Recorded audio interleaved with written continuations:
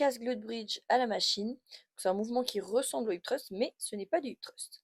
Donc pour commencer, tu viens mettre tes omoplates en contact avec le banc, tes pointes de pied légèrement orientées vers l'extérieur, et tu vas venir positionner le boudin juste en dessous de l'os de tes hanches, de manière à ce que tu aies un angle à 90 degrés au niveau de tes genoux. Si tes pieds sont trop proches de toi, tu vas plutôt recruter les quadriceps, et s'ils sont trop loin, les ischios.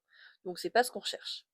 Ensuite, tu viens positionner le boudin, surélever un petit peu, retirer la sécurité, et c'est parti. La différence avec le hip thrust, elle est au niveau de l'amplitude. Là, sur mon casse glute bridge, je m'arrête à peu près à moitié du mouvement et je serre les fesses. Alors que pour un hip thrust, comme ici, je descends vraiment jusqu'en bas.